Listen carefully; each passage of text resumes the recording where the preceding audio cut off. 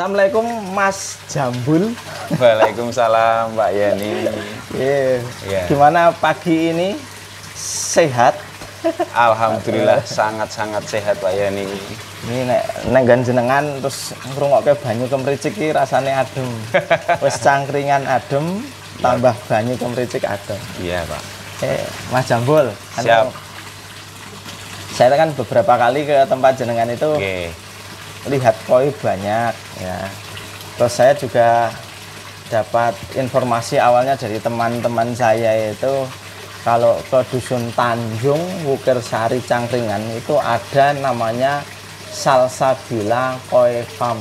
Nah ini ternyata pemiliknya beliau petani koi muda ya, sukses. Nah, sekarang gini Mas Jambul. Yap. Aslinya itu Mas Ridwan. Neng kanca-kancane itu seneng manggil Mas Jambul. Mungkin bahasanya itu lebih familiar dan mudah dikenal, terus ngerejekeni. Mungkin salah satunya itu Pak Yani. Oke, sekarang kita berbagi dengan rekan-rekan sekalian. Mas Jambul ini memulai bisnis koi. Ya, ini sejak kapan? Awalnya gimana ini? Bisnis koi itu saya terhitung belum lama Pak. Sebelumnya saya itu budidaya ikan lele. Budidaya ikan lele dengan kolam minimum cuma 2 kolam. Ternyata nggak semudah yang dibayangkan jualan ikan lele itu Pak. Kadang kita susah cari bakulnya, kadang yang ngambilnya susah. Pas panennya. Di tahun 2015 kurang lebih saya kesulitan sekali untuk menjual ikan lele panenan saya. Pada suatu hari bapak saya bilang sama saya, "Mbok, ngingu ikan yang bisa dilihat saja." Nah, dari situ saya transisi ke koi, saya pindah ke ikan koi. Begitu cerita awal mulanya seperti itu. Jadi emang kata-kata bapak saya seperti itu, terus saya beralih ke koi. Yang bisa dilihat. Yang bisa dilihat. Iya, koi bisa dilihat ya. Warna-warni. Maksudnya kalau lele kan biasanya kolamnya butek, nggak bisa dilihat gitu Pak. Dari pesan bapak itu kemudian memulai bisnis koi. Mas Ridwan, ini kalau koi itu bedanya menjual koi dengan menjual ikan yang lain itu di mana bedanya? Ini sangat menarik Pak Yani.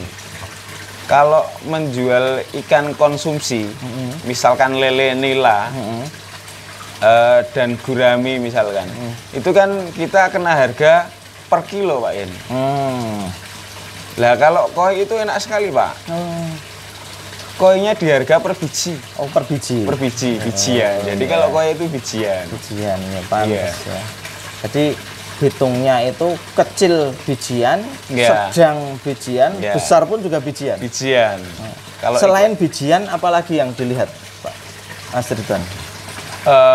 Warna atau gimana atau jenis? Kalau koi itu dari warnanya juga menarik, dilihat juga enak. Kalau jenisnya emang banyak sekali. Apa saja jenisnya yang bisa kita tahu biar rekan-rekan juga tahu jenis koi itu apa saja tahu?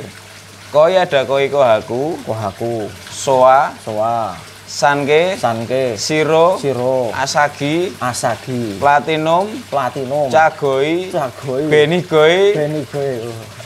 Banyak lagi Pak Yani. Masih banyak lagi. Itu dari sisi warnanya ya? Warna. Kalau ini kan saya pernah lihat ya di tempatnya Mas Jambul ini ada koi yang besar kayak bayi besar gitu ya. Ini koi lokal atau koi dari mana sebenarnya? Koi-koi gitu sebetulnya?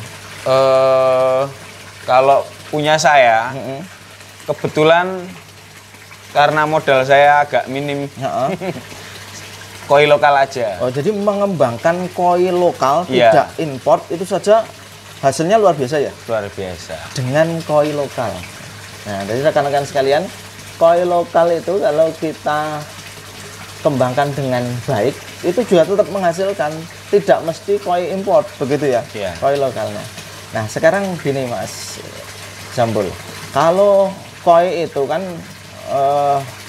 kalau kita saat ini hanya ambil dari petani dan lain sebagainya, itu kan kita tidak bisa memantau ya gitu ya perkembangannya. Mas Jambul sendiri itu juga menernakkan begitu atau bagaimana cara menernakkan koi itu? Kebetulan saya juga mengawinkan koi. Dan karena saya juga lahan saya kurang banyak, makanya saya bekerja sama dengan teman saya yang plasma, notabene dia punya lahan banyak. Ini bagus, menarik ini. Jadi untung tidak dibuat sendiri, tapi berbagi dengan yang lain, kerjasama. Ini prosesnya gimana? Prosesnya nanti ikan dikawinkan di sini sampai menetas. Ciri-ciri ikan mau kawin itu bagaimana? Kalau untuk betina dia mempunyai tubuh yang agak bulat, jadi kayak gendong telur gitu. Perutnya udah gendut sekali, terus ada tanda di kelaminnya dia agak merah. Oh gitu, itu tandanya mau untuk betina. Dan selanjutnya setelah ketahuan kita pindahkan ke sana. Di sana ada kolam pemijahan, mungkin nanti bisa dilihat di sana. Terus dipisahkan, terus misalkan sudah menetas di sini, nanti teman saya yang punya lahan ngambil di sini, terus digedein di sana. Selama untuk tahap pertama itu sekitar 50 hari. 50 hari? Ya. Ya, berarti hampir 2 bulan ya? Ya, hampir 2 bulan. 50 hari, nanti kita angkat untuk fase yang tahap yang pertama. Habis itu kita grading. Grading itu dipilih. Oh, dipilih. Dipilih. Mungkin untuk koi yang grade-nya lumayan kita pilih. Terus untuk yang grade jelek kita kurangi. Gitu, itu grading. Setelah itu kemudian dibesarkan lagi. Dibesarkan lagi. Untuk di kolam tanah. Di kolam tanah. Iya. Karena untuk mencapai hasil yang lebih maksimal itu sebenarnya di kolam tanah. Di kolam tanah. Ya. Terus gini Mas Jambul. Jadi saya pernah dengar ya.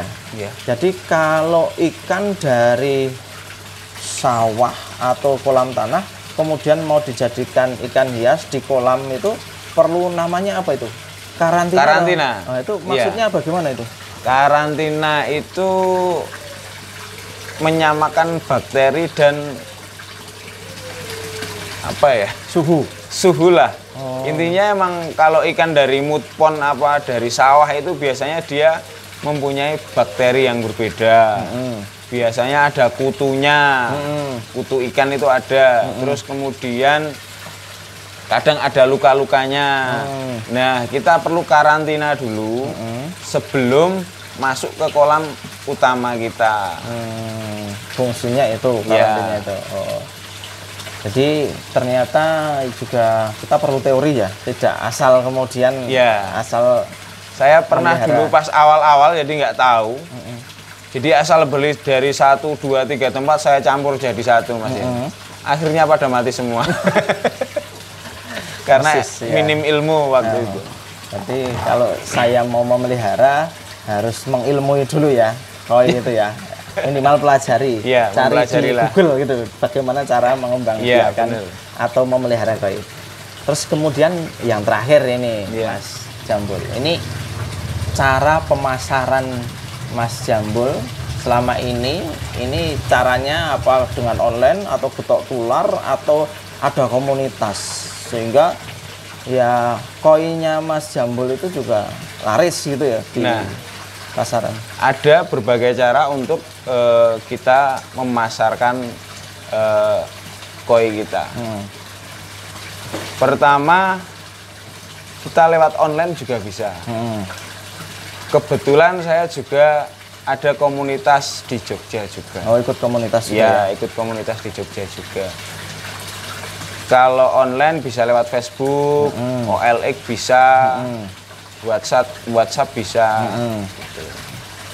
Ya, terus kemudian mereka kemudian datang ke sini. Iya.